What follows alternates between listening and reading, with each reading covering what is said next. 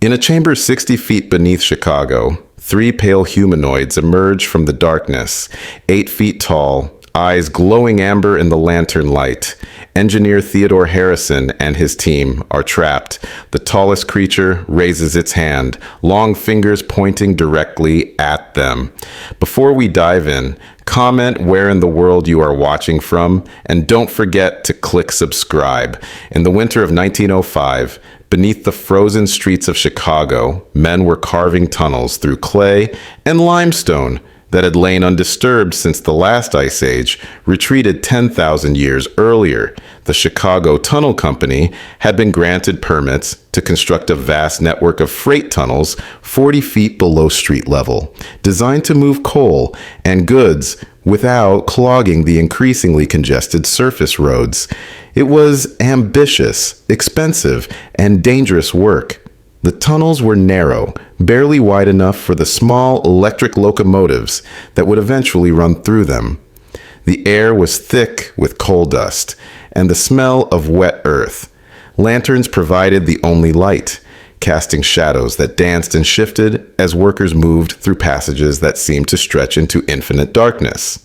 The men who worked these tunnels were immigrants, mostly Irish and Polish and Italian laborers who took dangerous jobs because safer work wasn't available to them.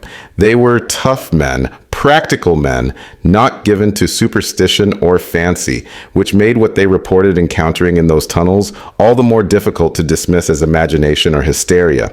The first report came from a work crew led by a foreman named Patrick Dunn, a 42-year-old Irishman who'd been working construction in Chicago since 1887.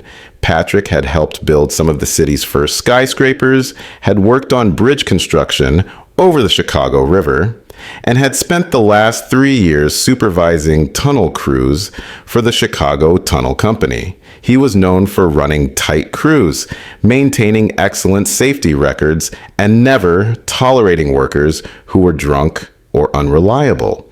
When Patrick Dunn reported something unusual, the company engineers paid attention because Patrick wasn't the type to waste anyone's time with nonsense. The incident occurred on February 9th, 1905.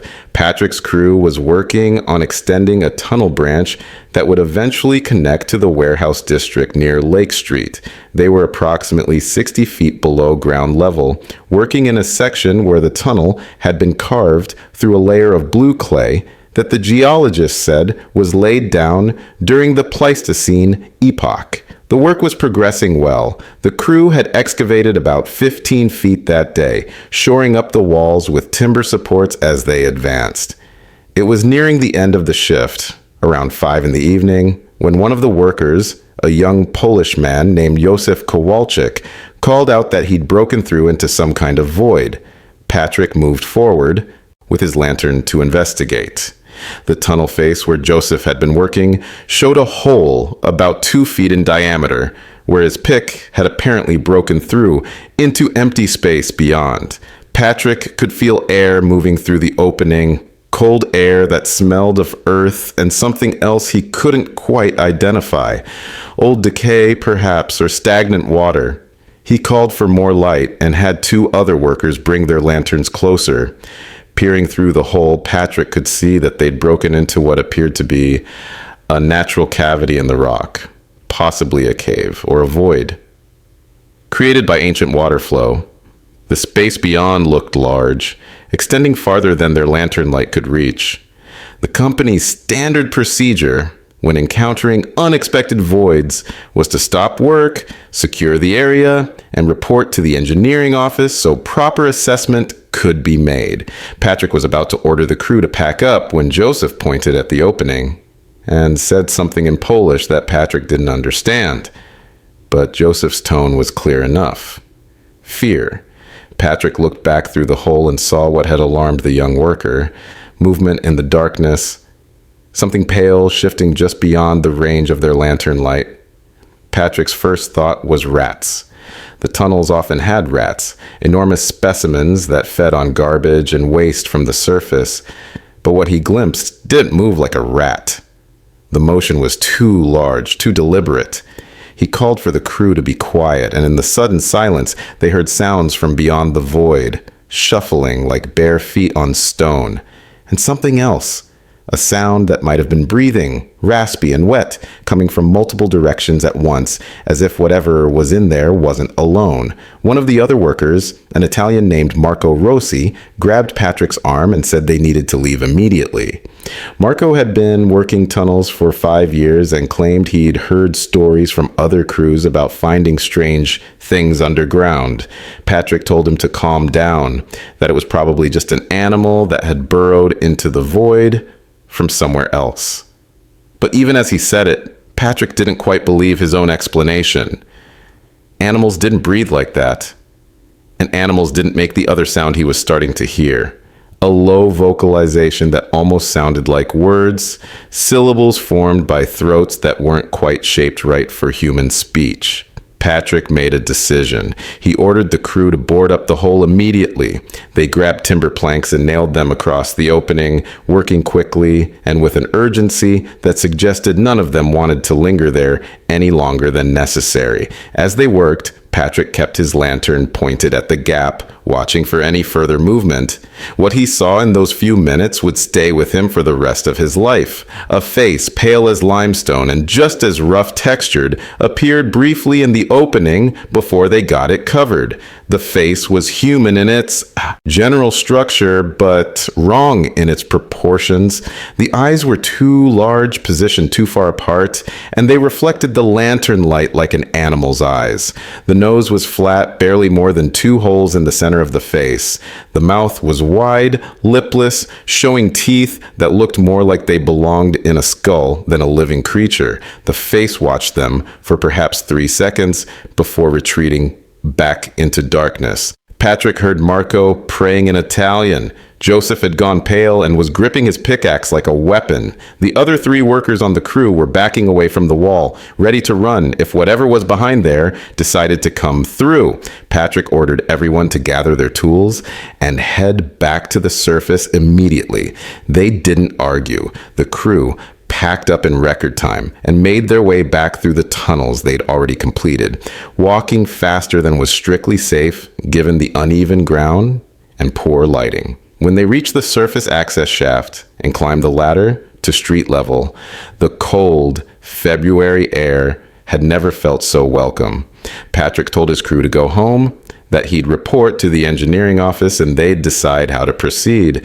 He watched the men disperse into the Chicago evening, each heading to their respective neighborhoods, probably to tell their families about the strange thing they'd encountered under the city.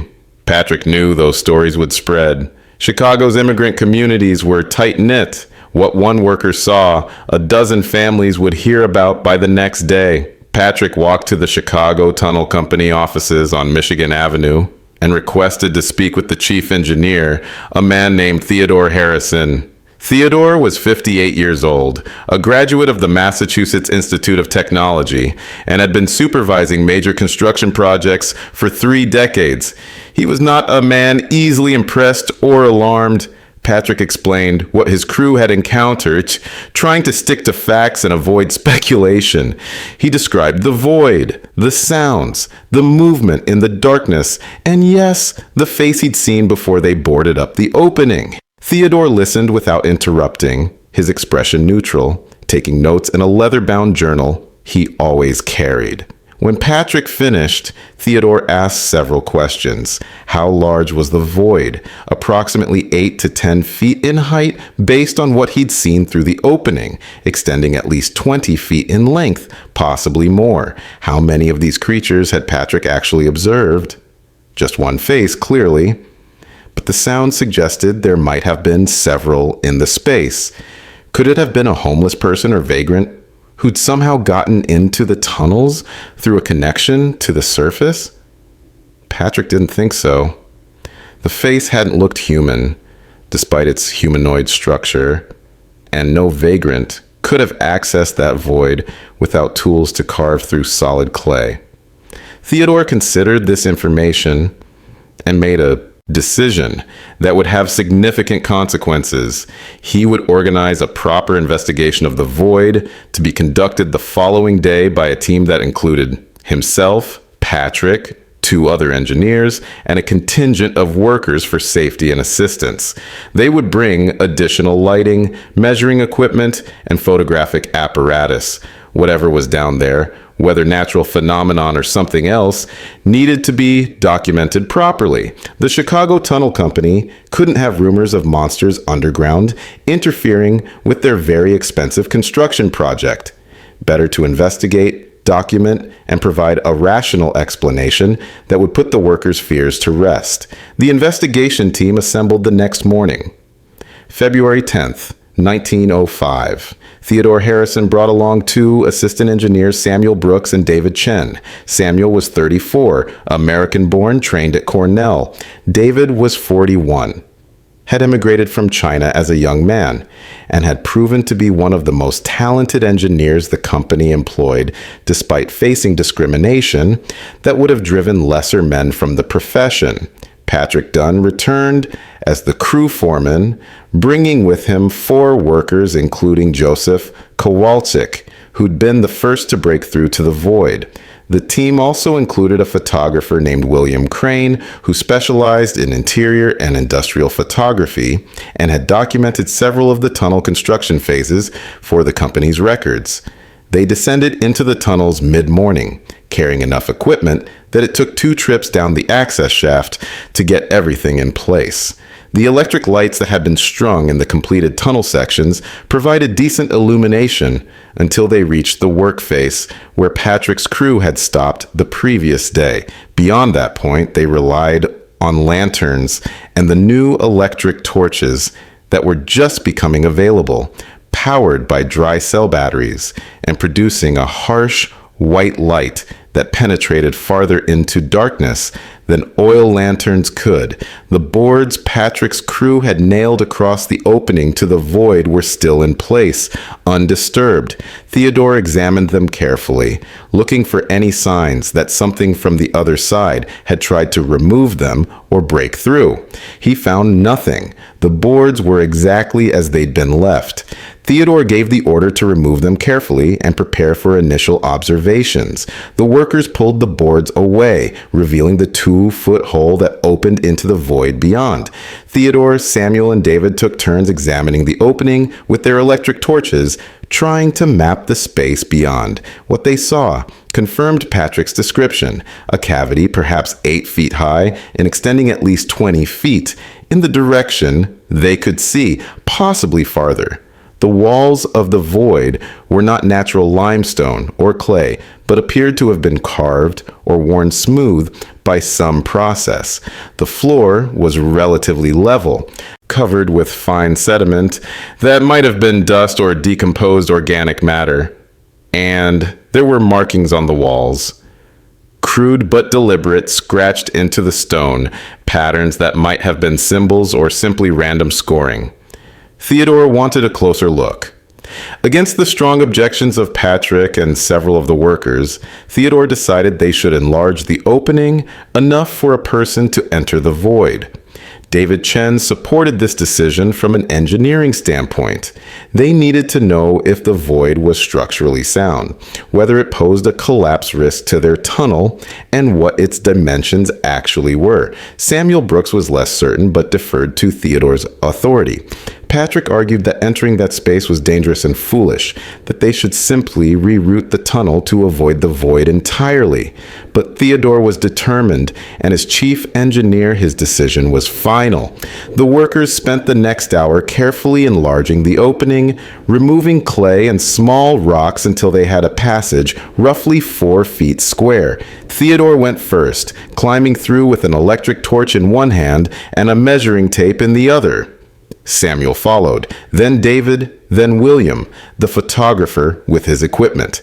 Patrick reluctantly brought up the rear, leaving Joseph and the other workers on the tunnel side with instructions to pull them back immediately if anything went wrong. Inside the void, the air was noticeably colder than in the tunnel. Theodore's breath made visible clouds in the beam of his electric torch. The space was indeed large, the ceiling arching about 8 feet overhead at its highest point. The floor was covered with several inches of fine gray dust that showed no footprints or disturbances except where they now stood. The walls showed those strange markings more clearly now. Parallel scratches, clusters of dots, long sweeping curves that might have been decorative or might have been records of some kind. David ran his fingers over one set of markings and noted that they appeared very old, worn smooth by time. Theodore was mapping the space, pacing off distances, and making notations in his journal. Samuel was examining the wall structure, trying to determine if the void was a natural cave that had been modified or something that had been entirely excavated. William was setting up his camera equipment, preparing to take photographs that would document the discovery. And Patrick was watching the darkness beyond their pool of light, fighting the instinct that told him they needed to leave immediately. The void extended farther than they'd initially seen from the tunnel. Their lights revealed at least 3 passages leading away from the main chamber, going deeper into the earth, angling downward into darkness that their torches couldn't fully penetrate. It was David who first noticed the smell. He called it to Theodore's attention, describing it as organic decay mixed with something acrid, like ammonia. Theodore acknowledged the smell, suggesting it might be bat guano or decomposed animal matter. But Patrick knew better. He'd worked enough construction projects to recognize the smell of occupied space, the particular odor of places where things lived. This void wasn't abandoned. Something used this space. The sound came from one of the passages, the one that angled most steeply downward, a shuffling, scraping sound of movement on stone. All 5 men froze, directing their lights toward the passage. For several seconds, they saw nothing. Then movement just at the edge of their light's reach, something pale withdrawing deeper into the passage, moving quickly despite what seemed to be an awkward crouching gait. Theodore called out, his voice echoing strangely in the chamber. He identified himself as an engineer with the Chicago Tunnel Company, said they meant no harm, asked if anyone was there. The response was not words but a sound that made Patrick's skin crawl, a hissing, chittering vocalization that seemed to come from multiple throats at once, echoing from not just the downward passage, but from the other 2 passages as well. They were surrounded. Whatever was in this void network, there was more than one, and they had moved into position in the passages while the investigation team examined the main chamber. Samuel suggested very quietly that they should leave. David agreed. Theodore hesitated, clearly torn between scientific curiosity and common sense. William was already packing his camera equipment, his hands shaking enough that Patrick could see it, even in the poor light. Patrick made the decision for them. He ordered everyone back through the opening to the tunnel immediately. He wasn't asking permission or waiting for debate. His years of experience on dangerous work sites had taught him to recognize when a situation was about to go very wrong, and every instinct was screaming that they needed to get out of this void right now. They moved toward the opening they'd carved in the tunnel wall, Theodore and Samuel first, then William carrying his camera equipment. David was behind William, and Patrick brought up the rear, keeping his lantern raised and pointing back toward those dark passages. That's when he saw them clearly for the first time. 3 figures emerging from 3 different passages simultaneously, moving with eerie coordination as if they'd planned this response. They stayed just at the edge of the light, barely visible, but Patrick could make out details that would haunt his dreams for years afterward. They were humanoid in shape, but decidedly not human. They stood perhaps 5 feet tall with long arms that reached past their knees when standing upright. Their skin was pale, almost translucent in the lantern light, with a texture that reminded Patrick of something that had lived too long in darkness, something that had never seen sunlight. They were naked, or nearly so, covered in what might have been fungus or lichen, growing on their skin in patches. Their heads were too large for their bodies, bald or covered in such fine hair it was invisible from a distance. The eyes were the worst part, large, taking up too much of the face, dark and reflective, positioned wide apart like prey animals' eyes. They had noses, mouths, ears, all the features that should make them human, but the proportions were wrong, uncanny, disturbing in a way that went beyond rational fear into something more primal. The creatures made no move to attack, but they also didn't retreat. They simply stood there, watching the men with those enormous dark eyes, occasionally tilting their heads in a gesture that seemed curious rather than threatening. One of them, the tallest, raised a hand.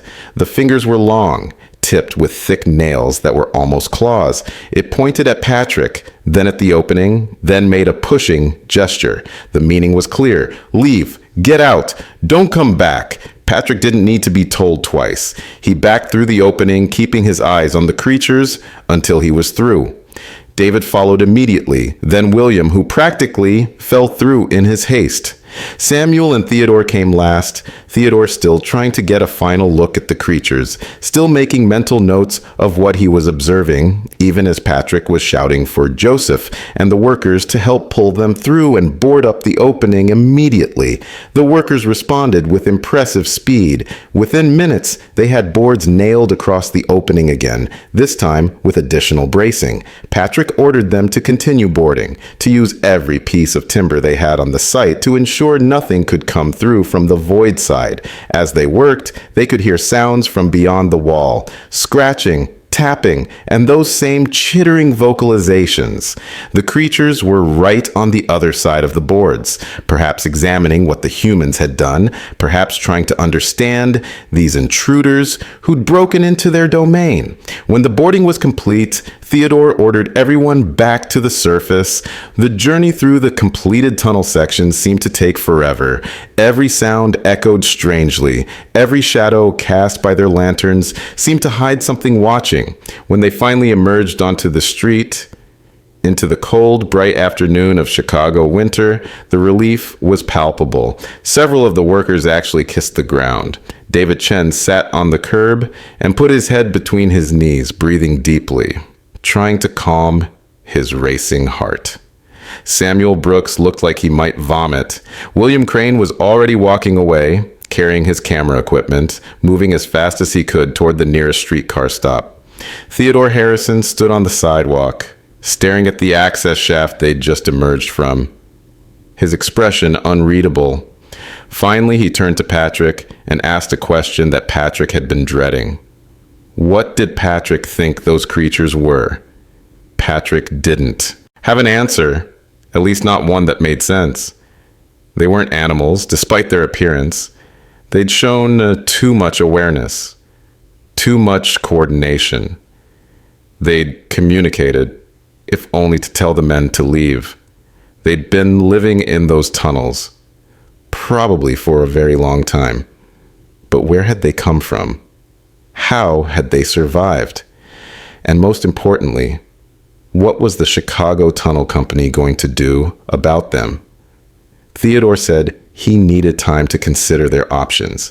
He ordered everyone who'd been in the void to report to his office the following morning for a full debriefing. He particularly wanted William's photographs developed and printed as soon as possible. He told Patrick to inform his crew that work on that tunnel branch was suspended until further notice, and that under no circumstances should anyone discuss what they'd seen with people outside the company. Theodore understood this was an unrealistic request, given that workers would talk regardless, but he had to try to maintain some control over information while he figured out how to proceed.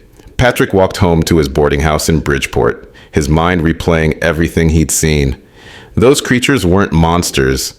They'd been defensive, protective of their territory, but not aggressive. They'd had opportunities to attack while the men were in the void, and they'd chosen not to. They'd simply made it clear that the intruders should leave. Patrick found himself feeling something unexpected, sympathy, whatever those things were. They'd been living beneath Chicago long before the city was built.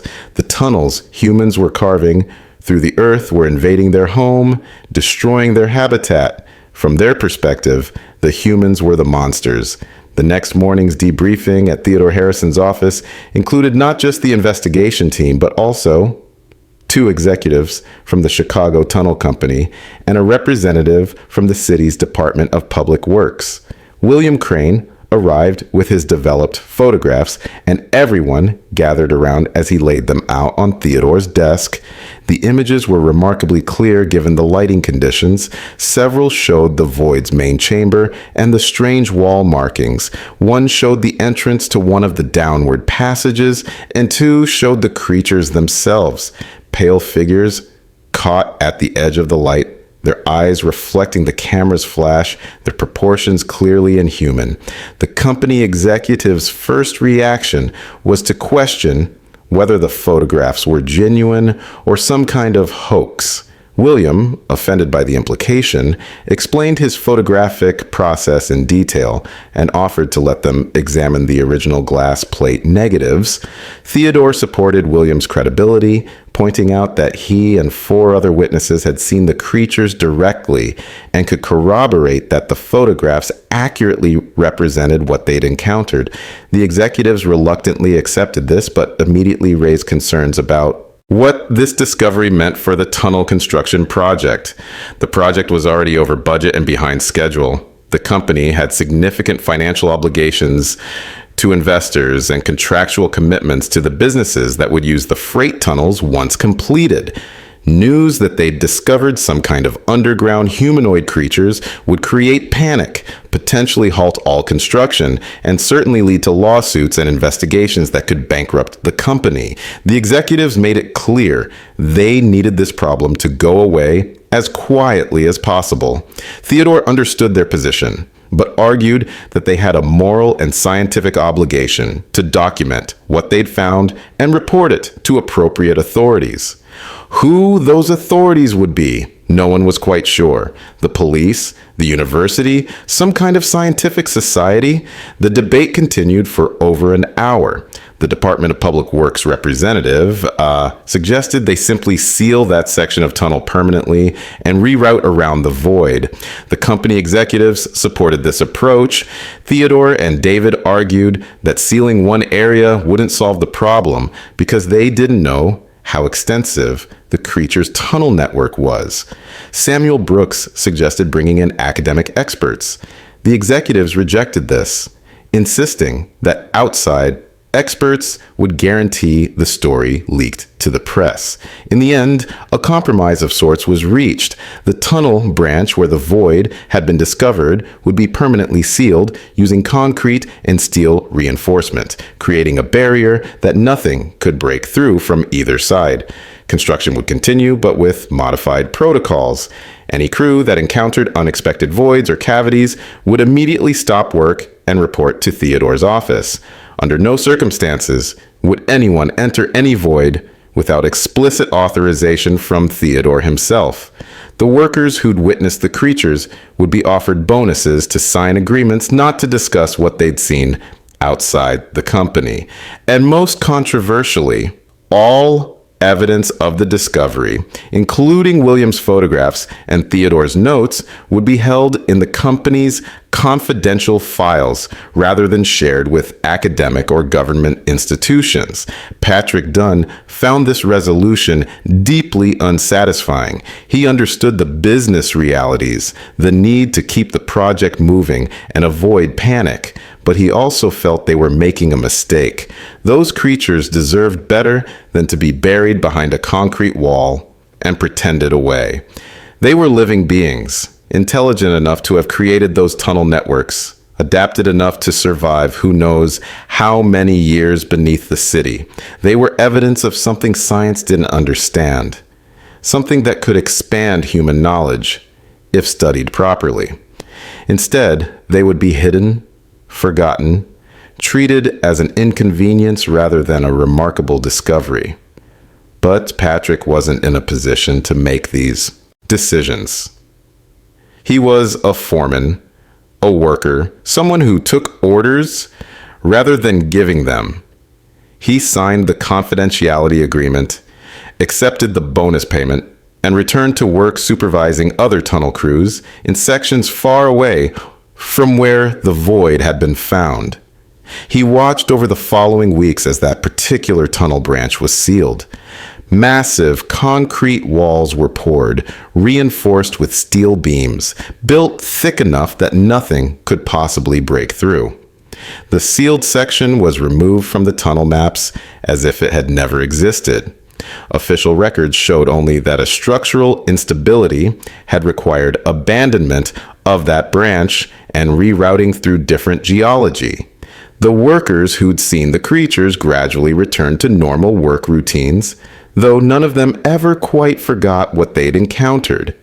Josef Kowalczyk requested a transfer to surface construction work and never entered the tunnels again. Marco Rossi left Chicago entirely, moving to Milwaukee, where he found work in a factory. The others continued working underground, but always with a thread of unease, constantly aware that beneath the tunnels they were carving might be other voids, other networks, other creatures, watching them through the darkness. Theodore Harrison continued as chief engineer, but something had changed in him. Patrick noticed that Theodore spent more time examining geological reports than strictly necessary, that he questioned every unexpected void or cavity they encountered, that he sometimes stood at tunnel entrances, staring into the darkness as if trying to see beyond what the lights revealed. David Chen, who remained one of Theodore's closest colleagues, confided to Patrick that Theodore had not actually destroyed his notes about the discovery. He'd made copies and hidden them, preserving the information in case future circumstances allowed proper study of what they'd found. Winter gave way to spring, and the tunnel construction continued through the underground clay and limestone. The Chicago Tunnel Company's network expanded, connecting warehouses and freight depots, moving goods beneath the busy streets. Officially, nothing unusual had ever been discovered during construction. The creatures behind the sealed wall were a secret kept by fewer than a dozen people, all of whom had signed agreements not to discuss what they knew. But secrets have a way of spreading, especially in the close-knit communities of immigrant workers who'd helped build Chicago. Stories began to circulate, tales of pale things glimpsed in the deepest tunnels, sounds heard in the darkness that didn't match rats or dripping water, workers who refused certain assignments, who made excuses to avoid particular sections of the tunnel network. The stories were vague, never detailed enough to confirm the truth of what Patrick and the others had witnessed, but they were consistent enough to create a layer of urban folklore about what lived beneath Chicago. Patrick Dunn continued supervising tunnel crews for another 18 months before accepting a foreman position on a bridge construction project that would take him away from underground work permanently. He'd had enough of tunnels, of darkness, of the constant awareness that they were intruding into spaces where they might not be welcome. On his last day working for the Chicago Tunnel Company, Patrick stood at a tunnel entrance and thought about the creatures behind that sealed wall. Were they still there? Had they survived? Had they moved deeper into passages that connected to even older networks beneath the city? The sealed section of tunnel remains to this day, buried somewhere in the vast network beneath Chicago. The concrete wall is unmarked, unremarkable, one of dozens of barriers in the underground maze. No current maps show what lies beyond it. No current workers know why it was built or what it was designed to contain. The confidential files that documented the discovery were misplaced or deliberately hidden. William Crane's photographs disappeared, possibly destroyed, possibly still waiting in someone's forgotten archive. But what happened next would prove that sealing one tunnel hadn't solved the problem. The creatures had not been contained, and soon more workers would encounter them in places no one expected. The second major encounter occurred in August of 1906, 18 months after the first void had been sealed. This time, the location was not in the Chicago Tunnel Company's freight system, but in the city's expanding sewer network. A crew working under the supervision of the Department of Public Works was excavating a new sewer line beneath Maxwell Street on the near west side when they broke through into a passage that clearly had not been created by modern construction. The foreman, a man named Sean O'Brien, immediately recognized that something was wrong. The passage they'd uncovered was too regular to be a natural cave, with walls that showed tool marks suggesting deliberate excavation, but the marks were ancient, worn smooth by time and moisture. Sean ordered his crew to stop work and sent a runner to fetch the department supervisor. While waiting, Sean and two of his workers examined the passage more closely with their lanterns. The passage extended in both directions, sloping gently downward toward what Sean assumed must be deeper strata beneath the city. The air coming from the passage was cold and carried that same distinctive smell that Patrick Dunn had reported, a mixture of earth and decay and something organic that wasn't quite identifiable. Sean was about to order everyone away from the opening when they heard movement in the passage. Footsteps, multiple sets, approaching from the darkness. 3 figures emerged from the shadows, moving with the same crouching gait that Patrick's crew had observed. They were the same creatures, pale and humanoid, with those oversized eyes and long arms that reached past their knees. But this time, instead of retreating or displaying defensive postures, the creatures stopped at the edge of the lantern light and simply watched. One of them, slightly taller than the others, raised a hand in what might have been a greeting or a warning. The gesture was so clearly intentional, so obviously communicative, that Sean felt a chill that had nothing to do with the cold air from the passage. Sean's workers wanted to run, but Sean held them in place with a firm voice and steady demeanor. He'd spent 20 years working construction in Chicago and had learned that panic caused more injuries than actual danger. He told his crew to remain calm, to make no threatening movements, and to simply observe. The creatures and the workers stood watching each other for perhaps 2 minutes, neither side making any aggressive moves. Then the tallest creature made a pushing gesture with both hands, the same gesture that Patrick had described. "Leave. Go back. This is our space." Sean understood the message clearly. He nodded slowly, deliberately, trying to communicate that he'd received and understood. Then he ordered his crew to back away from the passage carefully. The creatures remained motionless, watching until the workers had retreated a safe distance. Then they turned and disappeared back into the darkness of the passage, moving with surprising speed and agility. Sean immediately sent word to the Department of Public Works that they needed to suspend construction in that area pending further investigation. The report reached Theodore Harrison's desk within hours. Despite working for the Chicago Tunnel Company, rather than the city's sewer department, Theodore had maintained contacts throughout Chicago's public works infrastructure. When he heard about the Maxwell Street encounter, he knew immediately that this was connected to what his crew had discovered 18 months earlier. The creatures had not been contained by sealing one tunnel. They had access to a much more extensive network beneath the city than anyone had suspected. Theodore requested a meeting with city officials, including representatives from the Department of Public Works, the Board of Health, and the City Council. In a closed session held in the mayor's office, Theodore presented what he knew. He described the 1905 discovery, showed William Crane's photographs, which he'd secretly preserved despite company orders, and explained that the Maxwell Street encounter proved these creatures inhabited a vast system of passages beneath Chicago. The city officials' reactions ranged from disbelief to alarm to fascination. But the photographs were undeniable. Whatever these creatures were, they were real. They were living beneath the city. And they were being repeatedly disturbed by construction projects. The meeting resulted in several decisions. First, a discreet investigation would be conducted by a team that included Theodore Sean O'Brien, a city geologist, and a professor of anthropology from the University of Chicago named Dr. Margaret Winters. Dr. Winters was 53 years old, had studied indigenous cultures throughout North America, and had published extensively on human adaptation to extreme environments. She was also one of the few women holding a full professorship at a major university, having fought her entire career for recognition in a male-dominated field when presented with the evidence of humanoid creatures living beneath Chicago. Dr. Winters immediately recognized this as potentially the most significant anthropological discovery of the century. The investigation team assembled in September of 1906.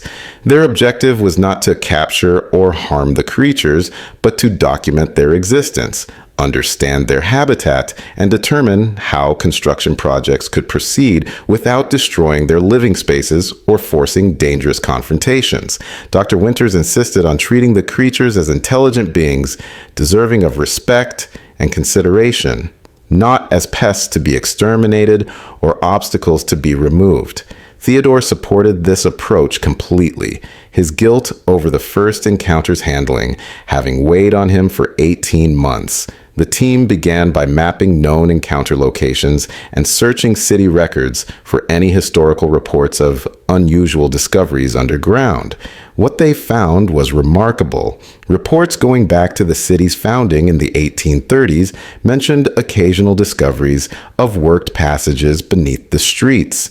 Indigenous peoples who'd inhabited the region before European settlement had oral traditions about beings who lived beneath the earth, called various names, but described consistently as pale, adapted to darkness, and peaceful unless threatened. The French explorers who'd mapped the area in the late 1600s had noted strange tunnels near the Chicago River that appeared too regular to be natural, but too ancient to be recent human construction. Dr. Winters theorized that these creatures represented a remnant population of some kind, possibly descended from indigenous peoples who'd adapted to subterranean life centuries or even millennia earlier, or perhaps representing an entirely separate branch of human or pre-human development that had followed a different evolutionary path. Without being able to study the creatures directly, any theory was speculation, but the evidence suggested they'd been living beneath what became Chicago for a very long time, maintaining their population in the extensive cave systems and self-excavated passages that ran through the limestone and clay strata beneath the city. The investigation team decided to attempt peaceful contact. In October of 1906, they returned to the Maxwell Street location where Sean's crew had encountered the creatures. This time, they came with offerings rather than tools. Dr. Winters had suggested bringing items that might be useful to a subterranean population: preserved foods, salt, simple tools, cloth, and most importantly, light sources, oil lanterns and candles that could provide illumination in the darkness. The team left these items at the entrance to the passage and retreated, leaving a note that Dr. Winters had written in clear block letters: "We mean no harm. We wish to share this space with you peacefully." They returned the next day to find the offerings had been taken and something left in exchange: a collection of stones, but not random stones. These had been carefully shaped and polished, carved with intricate patterns that suggested both artistic sensibility and symbolic thinking. Dr. Winters was thrilled. This was clear evidence of sophisticated culture. The creatures weren't merely surviving underground. They were creating art, maintaining traditions, engaging in the kinds of complex behaviors that defined intelligent beings. Over the following months, this pattern of exchange continued. The investigation team would leave offerings at various known access points to the creatures' tunnels. The creatures would take what was useful and leave items in return. Carved stones, woven grasses that must have been collected from surface areas accessible to their tunnels, small tools made from bone and stone that showed remarkable craftsmanship, and occasionally what appeared to be maps scratched onto flat pieces of limestone. These maps were particularly fascinating to Dr. Winters and the city geologist. They seemed to show the extent of the creature's tunnel network, a system far more vast than any of Chicago's official underground infrastructure. The maps revealed something crucial. The creature's primary living areas were concentrated in the deeper strata, 60 to 100 feet below the surface, in regions that current construction projects rarely reached. The passages where encounters had occurred were peripheral to their main habitat, areas they used for accessing surface resources or moving between deeper territories. This suggested a solution. If construction projects could be planned to avoid the deeper strata and seal encounters at shallow depths carefully but respectfully, both human and creature populations could coexist without constant conflict. Dr. Winters proposed what was, for 1907, a revolutionary idea. The creatures should be afforded protection under law, not as animals that might be hunted or eliminated, but as an indigenous population with rights to their habitat. She drafted a proposal for the city council arguing that Chicago had a moral and scientific obligation to preserve these beings and their underground territories. The proposal faced significant opposition from developers and business interests who saw protected underground areas as obstacles to profitable construction. But Dr. Winters found unexpected allies. The immigrant communities whose workers had encountered the creatures most often supported protection. The Irish, Polish, Italian, and other laborers who worked underground understood better than anyone that these creatures were not monsters, but simply beings trying to survive in the spaces they'd always occupied. Patrick Dunn, who left tunnel work but maintained connections with his former colleagues, became an informal advocate for the creatures, speaking to workers about his experience and arguing that the beings had shown restraint and intelligence rather than aggression. His credibility among the working class gave the protection movement grassroots support that proved crucial. In June of 1907, the Chicago City Council passed an unprecedented ordinance. The ordinance designated certain subsurface areas as protected zones, where construction was prohibited or severely restricted. The protected zones were identified using the maps provided by the creatures themselves, ensuring that their primary living areas would remain undisturbed. Any construction project that encountered evidence of the creature's passages would be required to immediately halt work, contact designated city officials, and allow assessment by experts before proceeding. Violations would result in significant fines and potential criminal charges. The ordinance didn't publicly acknowledge what was being protected. The official language referred to archaeological and geological features of scientific significance, rather than mentioning humanoid creatures living beneath the city. This compromise allowed the protection to proceed without creating public panic or sensationalism that might endanger both the creatures and the city's reputation. Only a small group of officials, researchers, and workers knew the truth about what the ordinance actually protected. With legal protection established, Dr. Winters and Theodore Harrison turned their attention to long-term study and documentation.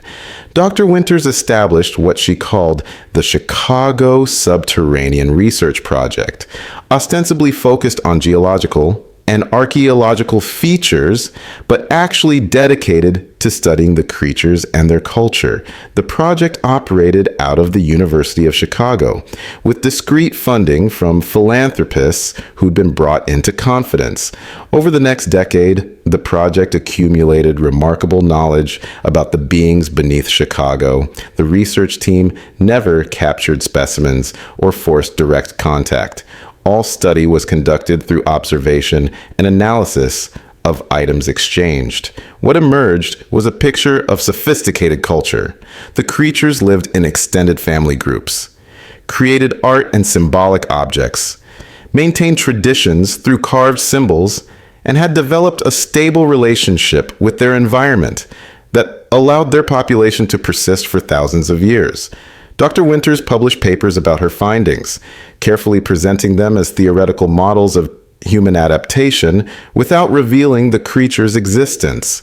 Theodore Harrison became the liaison between construction industry and the protection zones, developing techniques for working around the creature's territories while allowing Chicago to grow.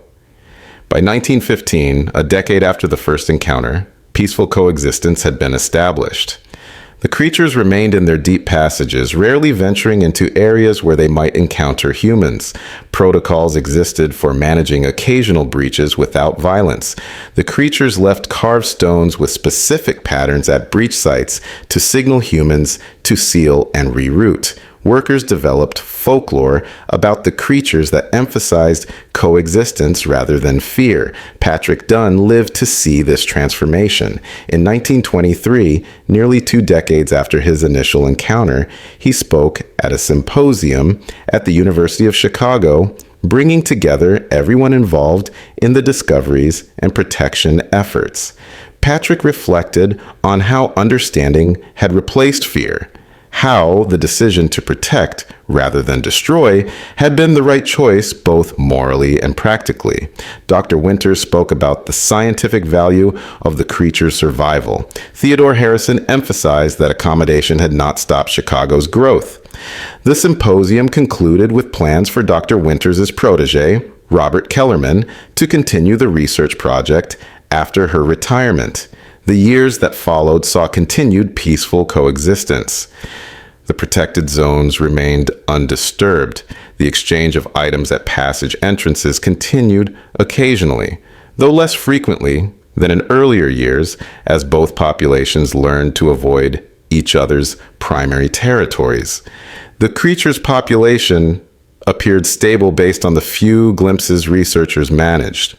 New generations of workers learned the protocols for handling unexpected encounters. The folklore about the pale beings beneath Chicago became part of the city's cultural heritage, known to those who worked underground but largely unknown to the general population who lived on the surface. In 1952, something remarkable happened. A construction crew working on subway expansion encountered a passage entrance where the creatures had left not the usual carved stones, but something else. A collection of what appeared to be preserved specimens, plants that didn't grow anywhere near Chicago's surface, preserved through some technique the researchers couldn't immediately identify. Small tools made from materials that weren't found in the local geology. And most remarkably, what appeared to be written texts, symbols carved into stone tablets that showed far more complexity than anything previously observed.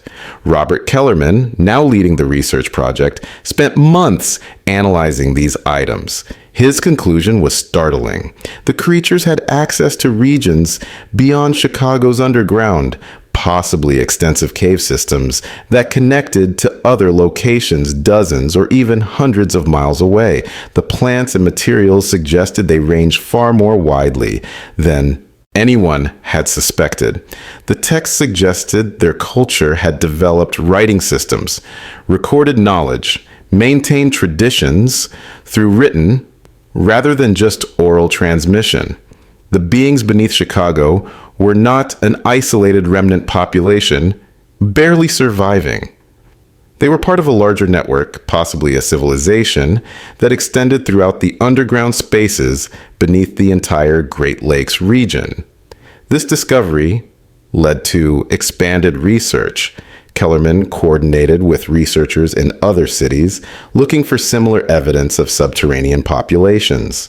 What he found was suggestive but not conclusive. Reports from Milwaukee, Detroit, Cleveland, and Toronto all contained occasional mentions of strange discoveries underground, unexplained passages, brief sightings of pale figures. Nothing as well documented as Chicago's experiences, but enough to suggest that Chicago might not be unique.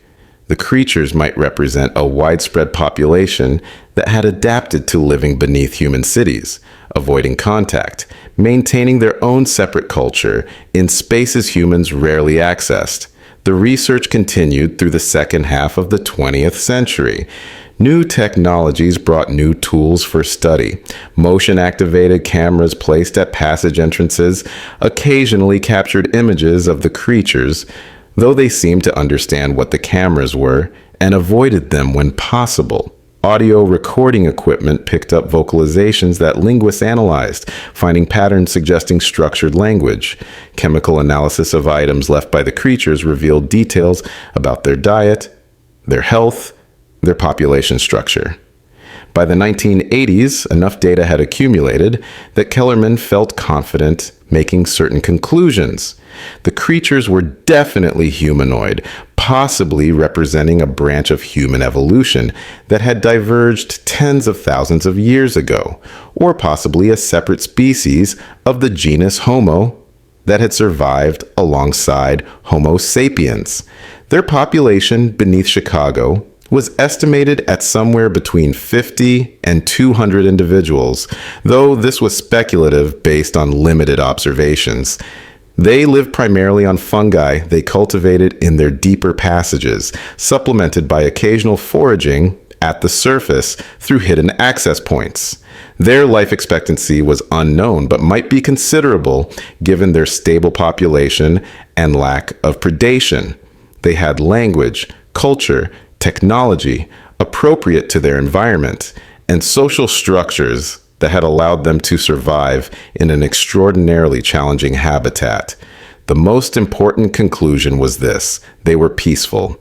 In 80 years of documented interaction, from 1905 to the mid-1980s, there had never been a single instance of the creatures attacking humans without provocation. Every encounter had ended with the creatures retreating or simply indicating through gestures that humans should leave. They had shown remarkable restraint despite repeated intrusions into their territory. This peacefulness suggested intelligence and cultural values that prioritized avoiding conflict over defending territory aggressively. In 1997, the city of Chicago quietly expanded the protection ordinance. The expanded version strengthened penalties for violations, increased the size of protected zones based on updated information about the creature's range, and provided additional funding for the research project. The ordinance also established protocols for what would happen if the creatures ever chose to initiate more direct contact, or if circumstances required more intensive study. The protocols emphasized consent, respect, and the creature's right to refuse interaction. They would not be studied against their will, displayed publicly, or treated as specimens rather than intelligent beings. As the 20th century ended and the 21st began, the situation remained stable. New generations of Chicagoans grew up largely unaware that beneath their city lived a population of humanoid beings that had survived for possibly thousands of years. The few who knew maintained the secret, understanding that public disclosure might lead to sensationalism, invasive media attention, and potentially dangerous attempts by outsiders to access the creature's territories. The Protection Ordinance remained in force, reauthorized by successive city administrations who'd been briefed on what they were actually protecting. Patrick Dunn passed away in 1968 at the age of 105, having lived long enough to see the creatures he'd first encountered protected and studied rather than destroyed and forgotten. Theodore Harrison died in 1939 at age 92, satisfied that his decision to preserve his notes and push for serious investigation had led to the right outcome. Dr. Margaret Winters lived to 93, passing in 1946, secure in the knowledge that her life's work documenting the creatures had established the scientific foundation for their protection. These pioneers who'd fought for understanding over fear had succeeded in establishing a legacy of coexistence. Robert Kellerman continued leading the research project until 2008, when he retired at age 87 and passed leadership to his protege, Dr. Lisa Chen, granddaughter of David Chen, who'd been part of Theodore's original investigation team. The continuity was intentional. Lisa had grown up hearing her grandfather's stories about pale creatures in tunnels, about moments of fear transformed into moments of wonder. She brought both family connection and modern scientific expertise to the role. Using genetic analysis techniques and advanced imaging technologies to learn more about the creatures while still respecting their privacy and autonomy. In 2015, on the 110th anniversary of Patrick Dunn's initial encounter, the city of Chicago held a private commemoration. The event was attended by descendants of the original workers and researchers, by current members of the research project, by city officials who maintained the protection ordinance, and by representatives of the communities whose workers still occasionally encountered the creatures during underground construction. The commemoration celebrated not the discovery itself, but the decision to protect rather than destroy, to understand rather than fear, to accommodate rather than eliminate. During the commemoration, Lisa Chen presented findings from the most recent decade of research. Genetic analysis of hair and skin cells collected from items the creatures had handled suggested they were indeed closely related to modern humans, possibly representing a population that had diverged from the main human lineage approximately 50,000 years ago, during the period when modern humans were spreading out of Africa. This meant they were not a separate species, but a variant of Homo sapiens, adapted through many generations to an extremely unusual ecological niche. They were, in the most literal sense, distant cousins who'd taken a very different path.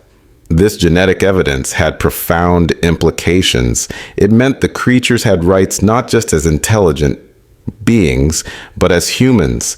They were protected not just by the Chicago Ordinance, but potentially by all laws that protected human life and human rights. Lisa's presentation argued that this genetic evidence should strengthen protection efforts and provide additional legal grounds for preventing any exploitation or harm. The audience, which included city lawyers and officials, agreed. The Protection Ordinance was quietly amended to incorporate language about human rights, alongside the existing language about archaeological and geological preservation. The commemoration concluded with a ceremony at one of the known passage entrances, deep beneath the city streets. The small group that had been allowed access descended into the maintenance tunnels and made their way to a sealed opening that marked one boundary of the protected zones. There, they left items as the research project had done for over a century: preserved foods, salt, simple tools, and new lanterns using modern LED technology that would last for years without maintenance. They also left a written message, updated for the modern age, but carrying the same sentiment Dr. Winters had expressed in 1906. We share this space with you peacefully. You are not forgotten. You are protected. When they returned 2 days later, the items had been taken. Left in their place was something the creatures had never provided before. A large stone tablet, carefully carved, showing what appeared to be a timeline or historical record. The carvings showed figures that seemed to represent the creatures themselves in various poses and situations, spanning from the top of the tablet to the bottom in a sequence that suggested the passage of generations. Near the bottom, recent in the timeline, were carvings that clearly depicted humans. Humans in tunnels, humans at passage entrances, humans leaving items. And alongside these human figures were symbols that might have been words, or might have been something else, but which conveyed unmistakable meaning, recognition, acknowledgement, acceptance. Lisa Chen understood immediately what this represented. For 110 years, the exchanges had been one-sided. Humans left items, creatures took them, and occasionally left something in return. But this was different. This was communication, deliberate and clear. The creatures were acknowledging the relationship, recording it in their own historical records, marking it as significant to their culture. They knew they were being protected. They understood that humans had chosen coexistence, and they were, in their own way, saying thank you. The stone tablet was carefully preserved and became the centerpiece of the research project's private archive. It wasn't displayed publicly because the project remained discreet, but everyone involved in the protection efforts knew about it. It represented validation of everything they'd worked for, proof that their efforts had been recognized and appreciated by the very beings they'd tried to protect. More than that, it represented hope. If after a century of careful, respectful interaction, the creatures felt safe enough to communicate more openly, perhaps future generations might see even deeper understanding between the two populations. As Chicago entered the second decade of the 21st century, the situation remained stable and peaceful. The creatures continued living in their protected zones, occasionally glimpsed by workers, but never threatened or disturbed. The research project continued its work, accumulating knowledge while respecting boundaries. The protection ordinance remained in force, quietly renewed and strengthened by city administrations that understood its importance. And deep beneath the streets, in passages that had existed for thousands of years, a population that had survived against all odds continued their ancient way of life, now secure in the knowledge that the beings above them meant them no harm. The story of Chicago's mole people is not widely known. It's a secret kept by those who need to know, protected by those who understand its significance. But for those who are part of the story, workers and researchers and officials who've touched this hidden reality, it represents something profound. It represents the possibility that different forms of life, different ways of being human, can coexist when approached with respect and understanding. It represents the triumph of curiosity over fear, of protection over destruction, of accommodation over elimination. Patrick Dunn, in that February of 1905, had glimpsed a face in the darkness and reacted with fear, but he'd also reported what he saw honestly, setting in motion a chain of events that led not to extermination, but to protection.